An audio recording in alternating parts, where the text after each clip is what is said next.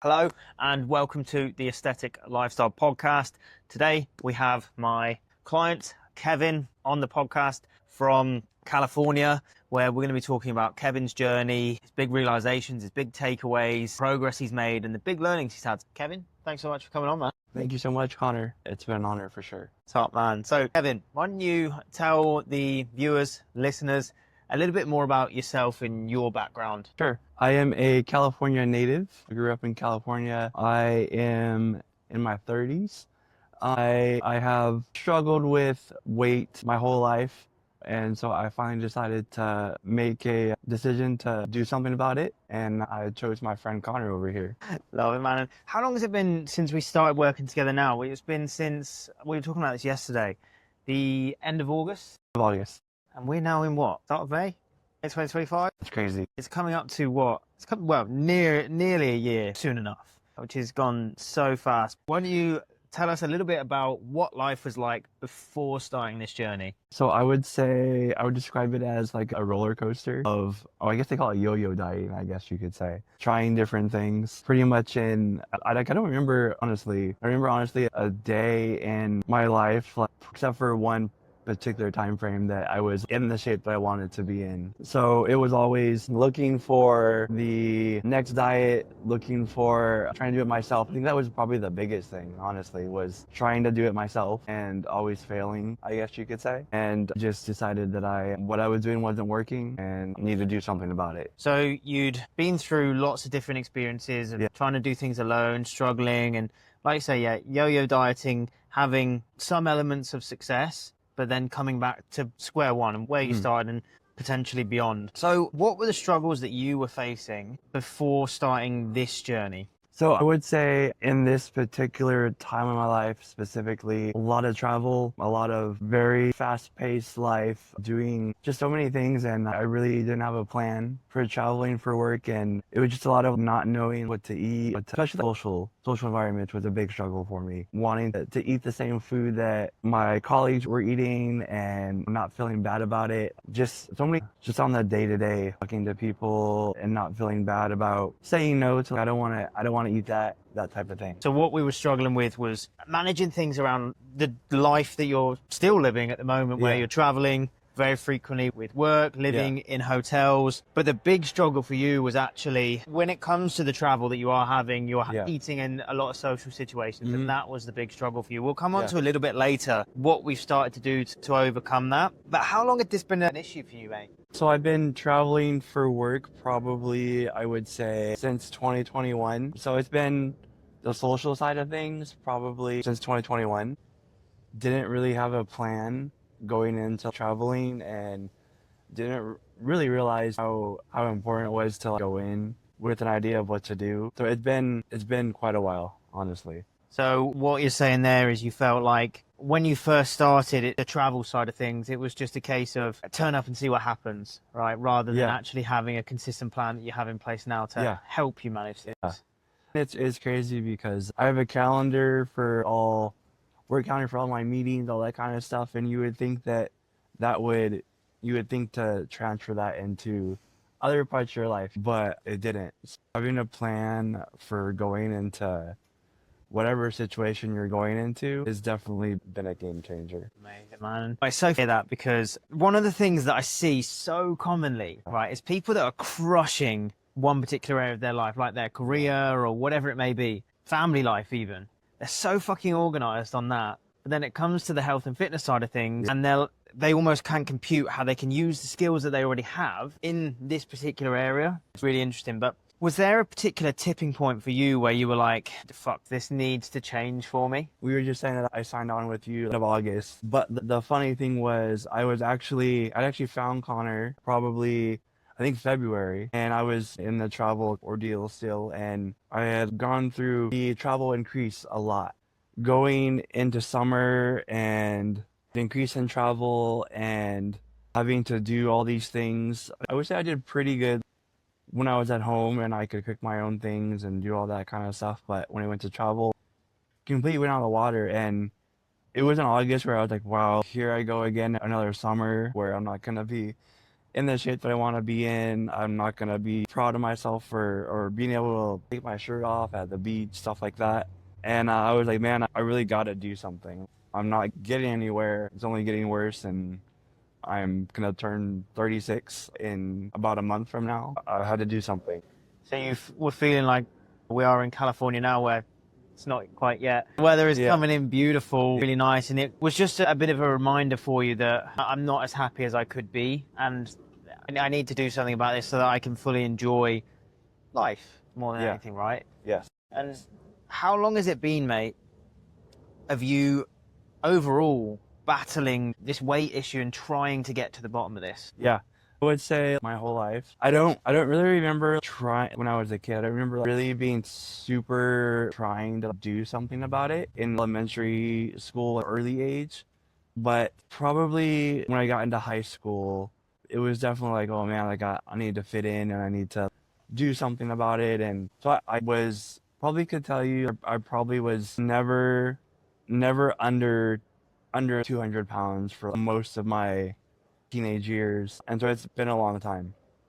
It's been a long. So it's been a long time fighting this issue, trying to overcome it once and for all, which is the most important thing, because you don't want to have the success and then have to do it all over fucking again. Up until this point, you and so many people have experienced, like there's a statistic, it's 80 to, I think this is the right number, 80 to 95% of people that lose weight regain it again and more. And we'll come on to this because this is very relevant with your journey, but it's all because they don't change how they think. And that is the most important thing. You've got to change how you think and what you believe in to actually achieve a long-term transformation. But how has this affected you personally, of your situation that's been going on for a long time now? How has it affected you personally? It affects you a lot. You don't have the confidence you should have in the situations where you should be. You don't want to do things and experience different things because you feel super crappy about yourself. Lack of energy, huge thing. Probably, I always say the big thing for me is not wanting to date because I didn't think anything of myself, and I want a family, and it's been a big hindrance for sure. It's been in so many areas of my life where I know I have the potential but have been stopped because of where I found myself in. It's the thing, isn't it? The actual physical look is just the byproduct. What we're really chasing is the relationship with ourselves, the confidence that we can do the things that we actually want to do. In your situation, put yourself out there to meet that particular person, to have the energy to just go and do what you really want to do. And I'm sure we'll talk about this, to be the leader for the kids that you look after in the youth church. So a little more about me. One of my biggest reasons for doing this is I've been leading a youth group at my church for the past 10 years.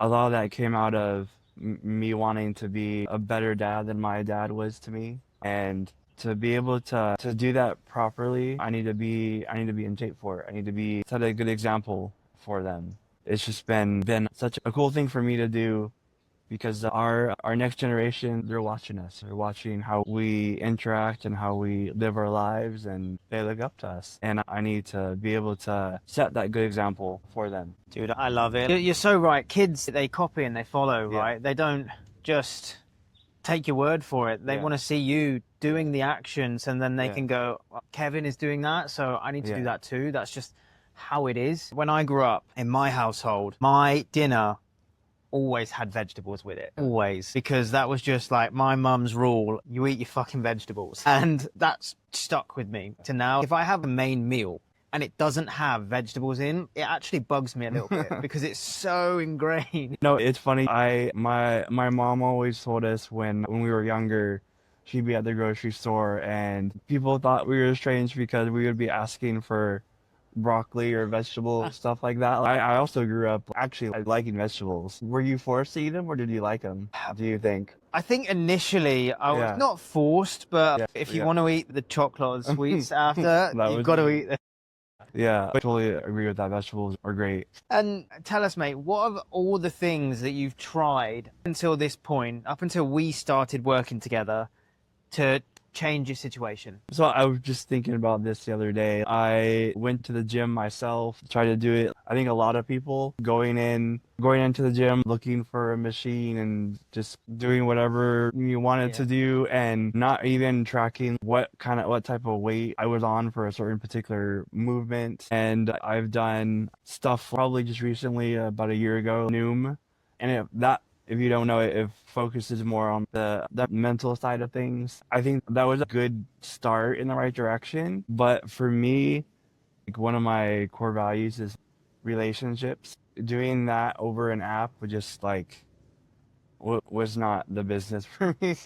And done that. I've been a gym buddy for different friends. I think in those cases I wasn't really doing it for myself. I was doing it for others, and those tries ultimately always failed because there was an end to that where the person was hit their goal and I helped them, and then that was done, and now what's next? I didn't have anything to work towards or a why for my own self. And so that those always failed as well. Being a gym buddy is good, but having a purpose and your own why was something I was definitely lacking. 100%. It's so important to do things for the right reasons, for the reasons Yeah. that actually make us want to get out of bed in the Yeah. morning. We have to have a clear vision over what it is we want, and then the goals that we have are just in service of us achieving or working towards that vision. And because goals, literally, as you said there, people achieve them and then there's nothing next. It's, oh, I've lost 10 kilos. Great. But what are you doing now? Well, I'm going to go back to what I was doing before.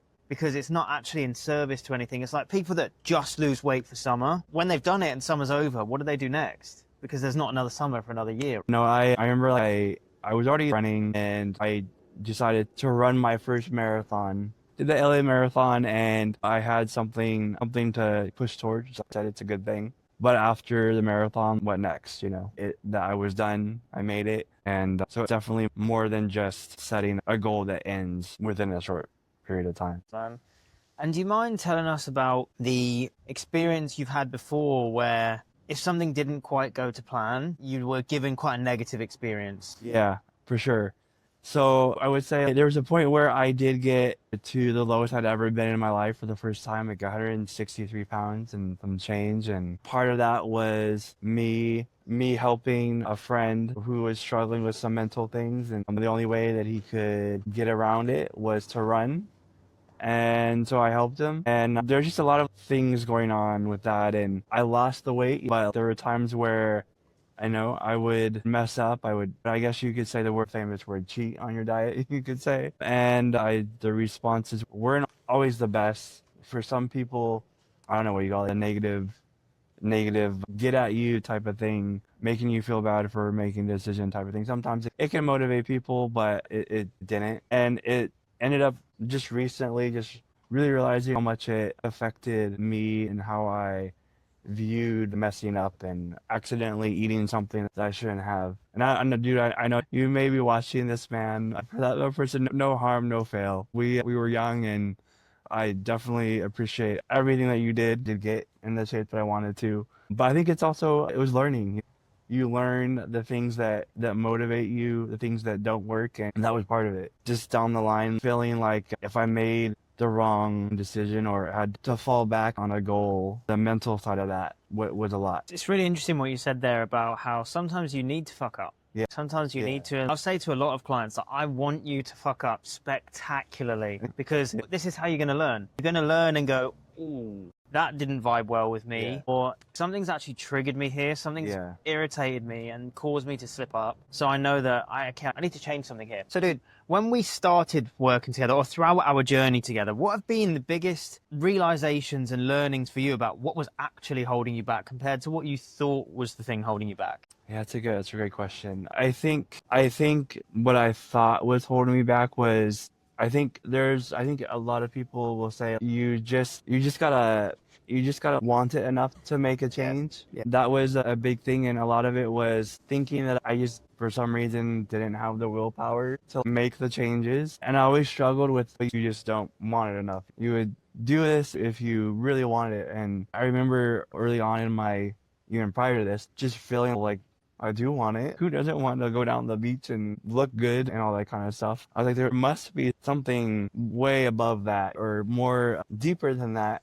So I think going in, realizing that was very wrong way of thinking. And then I guess what I ended up finding out, like we said, was going in with a plan and just allowing yourself, we just said, to fail. And I think the biggest thing is if you continue to fail, you would probably the biggest thing, letting yourself fail, but also taking those learnings and being able to figure out what do I need to do next. So in summary, I thought I had to have the willpower that I needed to want it enough, to learning now that I needed to have a plan, and why is it that I had a calendar full of stuff at work and everything was planned out and yet I didn't have it on the fitness side. Dude, I love what you said there, and it really makes me laugh because all of the time people Yeah. just, it gets put out on social media, you just need to want it. Yeah. And I'm like, literally, as you said that, who doesn't want to walk down the Yeah. beach feeling like total confidence, feeling like a boss? Who doesn't want to be a millionaire? Nobody ever doesn't want to be a millionaire, right? It's not a case of want. Yes, you need that clear want, that clear desire, and the motivation to get started. Like it, if you don't want something, I don't give a shit about drawing, right? Have no intention of getting better at drawing, so I won't do it. So you do need it to get you started and to keep you going. You have to actually want the thing. But if it was that simple, that easy, then we would all be walking around in great shape. It's a lot more deeply rooted emotional things, habitual things like thinking distortions, beliefs. These are the things that are really holding us back, because the analogy that I always give is like an elastic band, right? Because we can change our actions for a short period of time, but it's just like pulling this band back and back. And if we don't change how we think, what we believe in, it's just going to snap back into place because nothing's actually changed, right? And people just forget that and miss out that crucial part of the process. And you touched on something else really cool there. Reflection. Mark, Jen, if you're listening, I hope you're proud, right? The power of reflection is crazy, right? People go through life all of the time and things are going really well or they're going really shit, and they just accept it and let it happen. They don't actually sit there and think, how am I feeling about what's happened? What has actually happened? And what can I do about this? And it's as simple as that. Yeah. It's as simple as, if we take an everyday example, how do I feel today? What's my mood like? And why is it like this? And then what can I do to continue feeling like this or to stop feeling like this? Do you know what I mean? Yeah, it's definitely, I think part of your program is there's a check-in process at the very end of the week, and a lot of that is reflection. And it's been really cool there's a question I remember, it's what did you learn about yourself this week? I remember looking at that question for the first time because he changed it up a little bit not too long ago. There were different questions, and I remember looking at that question for the first time and I was like, I learned about a lot of stuff on my week-to-week basis, and I remember struggling at first to answer the question, but I think now as that question has come every week now, I'm looking now during the week, how do I set myself up to be able to answer that question? Not just to answer the question, but honestly, just to, I want to learn more about myself and reflect on those things. And so again, it's part of that planning to learn about yourself is definitely a big thing. So that question's been great. Love it. I love it. And do you know what? When I started getting really into the reflection side of things, well, had the exact same experience. I was like, I don't fucking know what I've learned about myself this week. Because you've never thought about it, ever. And then the more that you do it, the more that you start to realize things in the moment, that this happened, I learned this is how I responded to this. Dude, that is so cool. But when we really got into the nitty gritty things, what did you discover were the actual things holding you back on this journey? I would say, holding me back, I would say it was a lot of feeling like I didn't deserve what I'm doing, not like I didn't deserve to spend money on myself and work on something. For me, there's a lot of, I love helping other people, but when it comes to myself, I never did that. And so definitely a holdback was definitely not feeling like I deserve to work on the nitty gritty. A lot of that comes from childhood, just the childhood stuff that I went through. And so there's a lot of that. I would say also just not having a plan, I think just feeling, I don't know, honestly, like in my case, a lot of the first part of my whole entire journey with him, I wasn't even going into the gym, if you remember. And a lot of it was fixing the fundamental things that affect you in your life. And it was those things that were holding me back. The sleep, the mental side of things, the wanting to be like other people. I would say I grew up comparing myself to other people because I didn't have a perfect childhood. So I think comparing myself to others was a lot of where I was held back, because we all have our own, realizing now that we have our own gifting and we have our own our life beats to your own drums, is what they say. Just like realizing that was a big game changer. Really interesting. So what you discovered then was, I know these things, the training and the nutrition are really important, but we can't be adherent to those things when we haven't taken control of the other aspect, the emotional side of things, the mental side of things, the sleep side of things, which for you was massive because you were severely underslept and severely overcaffeinated very late in the day. And then you wake up the next day tired, fatigued, and then adhering to the diet. Who wants to eat a grilled chicken salad or whatever it is on fucking 3 hours sleep? You wake up, I wake up and go, fuck me, get me some greasy shit. Get me eggs, pancakes, whatever, and let's have a salad. No, for sure. I totally agree with that. I think being perfect at my diet and my fitness was definitely, feeling like I had to, was something that I felt like I had to do. Again, with that whole thing of when I did, it was very detrimental. So feeling like I had to be perfect at everything that I was doing was definitely something that held me back. Because then once you do, you're like, oh, I messed up on Monday. The rest of the week doesn't matter anymore. It shoots yourself in the foot, doesn't it? Because imperfect action always beat perfect inaction. And if you slip up once, you just have to look at it and go, what did I learn? And how do I take the learnings from that and potentially avoid it in the future, or put something in place to avoid it in the future? But talk to the viewers about what we've done as a coaching process on this journey to achieve the results that you have, to overcome these issues that we spoke about, because we'll talk about the actual results you've achieved in a minute, but what's the actual process look like? Yeah. So I think one of the big things was, again, having a plan that's been great, and not just a plan that is, I guess, a cookie cutter plan, but something that fits your actual lifestyle. And for me, I know I travel every other week sometimes, and I had to have a plan that was different from when I was at home. We got me on a specific workout routine that was for hotels, which was awesome. So we did that. And I think also one of the biggest things too, which came forward just recently over the past month, is looking at what I value in life and looking at the things that I'm doing and deciding, is that something that I value? And if not, maybe that's why I'm failing. And so I think we both came to the conclusion that one of the biggest values for me is relationship and family. Being able to look at all the things that I was doing allowed me to get to where I am today.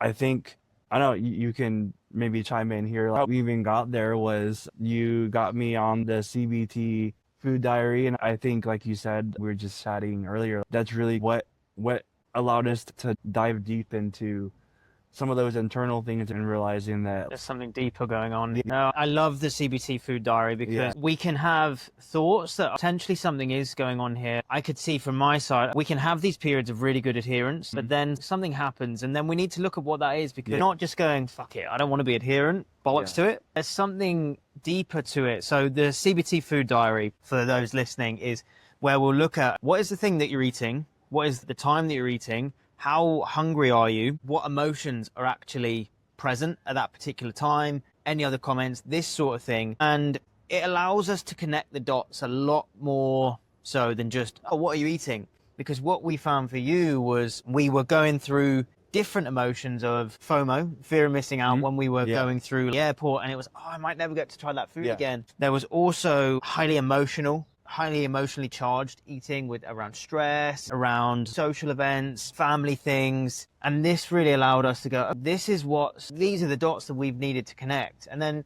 do you mind talking them through what happened when we actually unpicked this? Yeah. The CBT definitely came into play during travel. A lot of times I'm traveling with different people and I want to fit in and do the same things that they want to do. And we decided, as I was going backwards, that there is a baseline meal type of plan that we had set up, but we wanted to really look and see. When I'm traveling, a lot of times I really can't make my own food, and so we implemented the diary for an entire week where I just wrote everything out and realized that a lot of it was, like you said, FOMO. I thought I'd never be able to have Texas barbecue again.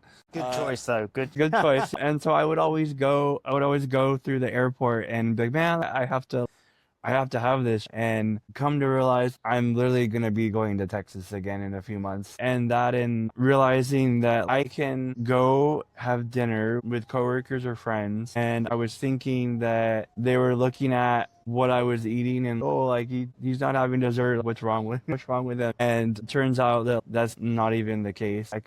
It was crazy. There were people that could go in and have just an appetizer. And it was really strange for me because I was like, why can't I do that? Why do I feel like I have to eat a whole entire meal? They're having an appetizer and nobody's worried about it. They're not making fun of them or anything like that. And I think those thoughts came out of writing down what I was feeling. It was trying to do it in real time as I was feeling those things. And so that is what came out of the CBT. And so cool what you said there, right? Because what's happened in this particular situation, like with the socials, is for such a long period of time, you've told yourself, people are judging me, people are looking at me, and our brain eventually just believes that to be true. It believes that to be true because we've given it so much evidence that it's true. We've strengthened that connection in the brain. So as soon as we come to a social meal out, we just go, fuck, everyone's looking at me. I just need to do what everybody else is doing.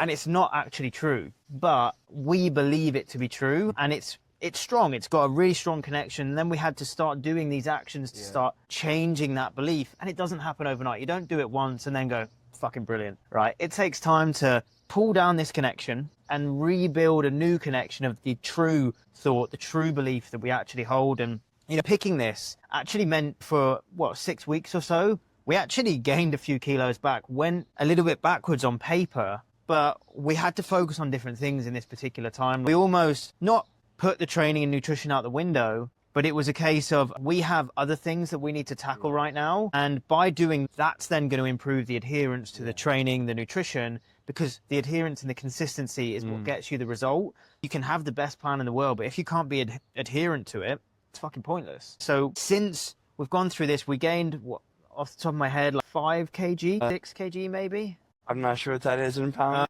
12 to 14 pounds. I would say. And now we're back at an all-time low because we went through the work and where most people would fuck up is they would just go, oh, come on, you're fucking up. Let's go. Come on. And instead we had to go, maybe this is happening right now, but we know why it is. Tackle this, now start to move forward. Kevin, talk to us about the results that you've achieved. I would say not even talking about physical changes, but just probably the biggest change has been the confidence boost, the energy. I'm sleeping better. I feel like I'm actually gonna make it to my goal this time, and it's gonna stay. But as far as like the physical side, I think I want to say almost 40 pounds down. And also, like, to add in, I haven't checked in a while, but one of the reasons that I didn't even go into the gym at the beginning was my blood pressure was up, and that went way down. And so not only the weight is gone, but the blood pressure is down. Didn't let you into the gym at first.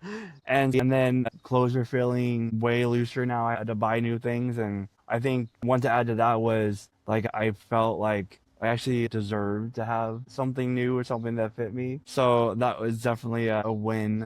I'm sleeping better. I'm walking better to clear my mind up. And it's been awesome. It's not, like you said, I think we had set a goal for June for summer camp to be at a certain weight. And to be honest, that would have been nice. But the work that I've been doing over the past especially month or so, I know it's going to allow me to finish summer camp and continue on for the foreseeable future. 100%, man. I think it was yesterday we were talking about this, wasn't it? When it comes to goals, you've got to be flexible because things crop up, things change, circumstances change. And what we unpicked with yourself was a case of going, we could still get there, but is it going to be at the expense of your long-term progression? And to be honest, it probably would have been, right? It would have. It is almost like a repeat of my previous history of trying to lose weight for a big event. I couldn't be happier for sure where I'm at.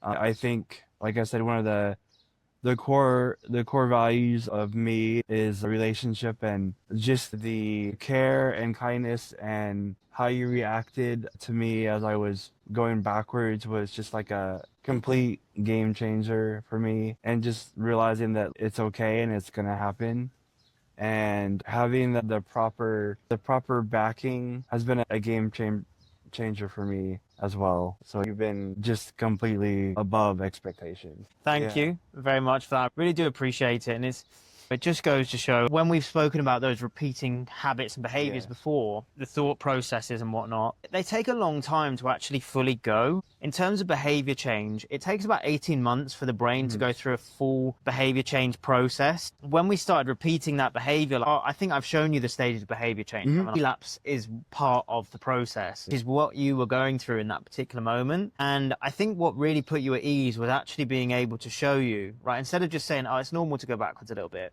it's being able to show you, dude, this is what's going on right now.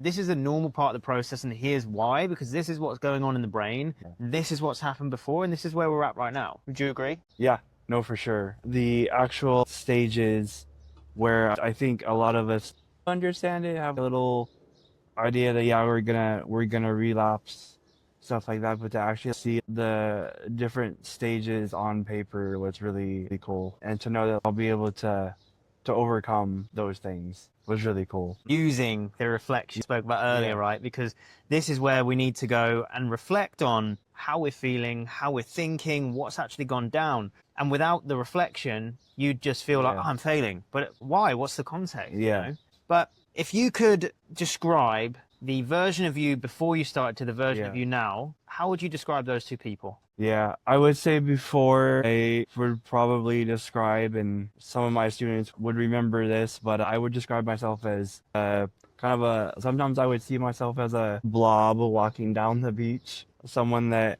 was there and didn't respect himself enough to feel like he deserved something.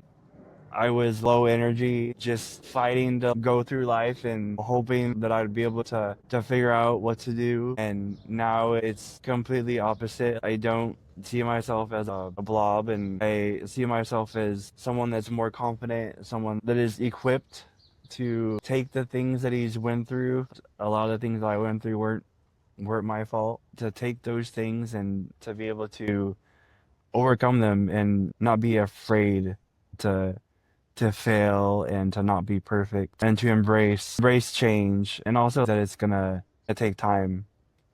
I know we've only just begun, honestly. I honestly just can't wait to when I get to my goal. Completely different person. Love it, man. So the transformation in yourself has been huge, and the realizations that you've had have been massive. But the biggest win for me that you've had is that self-respect and love for yourself, the confidence to be able to do more things. Like, dropping 40 pounds is awesome, but the relationship with yourself and the enjoyment that you have from life is so fucking important. So was there anything in particular is there anything in particular that stood out for you in terms of the service that I provide, the way that I do things compared to things you've tried before, things that you've seen online? Yeah, no doubt about it. I was talking about this last night to him. I would say I said at the beginning, there was a period of time that I had found Connor, I think it was February, and it was August that I finally decided to say yes. And during that time, even though I hadn't said yes to him, he was willing to offer support, and not just a free plan, but just being a human being. And then not following me, whatever. He's not paying for it. I'm not gonna to work with him. He was totally willing to help me out, and so I think that aligns a lot. A lot of what you do, Connor, has aligned with my values, which is people. I love people, and it was very clear that you absolutely care about your clients, and you're not just a person that sends out a sheet of paper with stuff to do. You are very, very willing to look at your clients and see what's going on in their life and being able to match that. And so it's one thing to have a coach that's training you for an hour in person at the gym, and that's cool and everything, but a lot of times you don't that's all you have access to them. And the one thing that you get with Connor is that you get access to him just more than that hour. And I never feel like I'm bothering you or anything like that, and I never feel that way back. So just having that support. And I think one of the biggest things too is I've always been of the person that believes that you need to have people in your lives that are outside of your bubble. And you may think, well, dang, Connor is not even in the same country as you. Why would you do that? And it's awesome because you're not a part of my immediate family. although you feel like family, you are family to me. You're not on my work with me. You can see things from a different perspective than I can or anybody else that works with me. And so you offered insight into things in my life that I might not have found otherwise. So what you offer, I know if you're watching this and you're not a client, if you think an online coach is not worth it and it's not going to work for you, think again. You're able to have access to him more than someone in person. And a lot of times they're just a lot of times those coaches, they're not even with you the whole entire time either when you're at the gym. So They're on their phone. Yeah. Yeah, 10 reps, mate. and so you've offered your kindness and care, but also with your ability to point things out and not be afraid to do. It's been very different for me, and it's been awesome the way that you've offered your support. Dude, I'm so glad to hear it. And you touched on a couple of things there that I Yeah. want to look at a little bit more. So Yeah.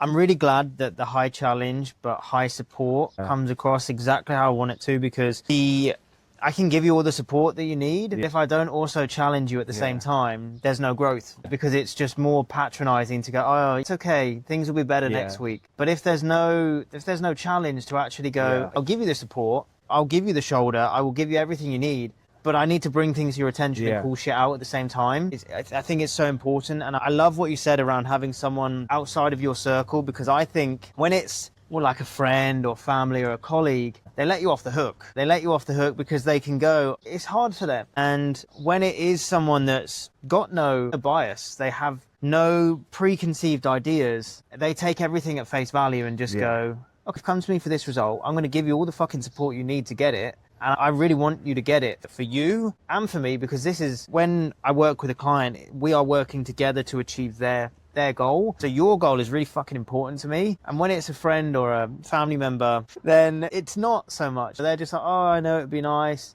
but they don't always have the full context. If you were to say one thing about someone watching this or listening in that follows my content around what it's like to work with myself, if they're perhaps considering it, what would you say to them? I would say it's like it's like a friend, the ideal friend that you wish for, but also the friend that would love you more, cares more about you than the friendship to point things out to you that you need to improve. It is how I describe having someone on your side, but also to challenge you, is how I would say someone that's on your side, someone that has the best intentions for you, someone that, like you said, wants to see you succeed. It's been so cool because the way I live my life is I want to be someone that always makes an impact on whoever I interact with. To have someone such as yourself that has made an impact just a short while with me has been just so cool to watch. It's not like I see as I finish meeting my goal, and at some point I won't be an active person client, but knowing that like you become a great friend and a mentor to me, to have that's what you're gonna get. Like, you're gonna get someone that's, wow, this guy has really helped me in my life. You're gonna get that feeling of, dang, like, this is way better than spending money on a cheap get ripped in 30-day plan. Just knowing, like I said, it's come to the point where I've told him when I hope to get married someday and have a family, I'm gonna have him at my wedding. I'm gonna fly him out, and he can, you can send this back in the future. Well, it's chump change. It's chump change to me to fly him out from the UK to the US or wherever you end up. I know you want to go to Australia, but it's chump change compared to what he's offered me. And that's something that I've always strived for, is to be able to be a better dad than my dad was. And that's what I honestly feel like you're gonna get out of his program, is someone that you want to know for the remainder of your life. It's honestly, I'm really looking forward to the future where we look back at this, and this is where it all started. You're gonna get so much more than just like the frame of time that you're with him. Dude, thank you so much. What a way for us to end. I don't think Yeah. there's anything else to say. Thank you so much. Thank you. Let's go watch the baseball. Let's go.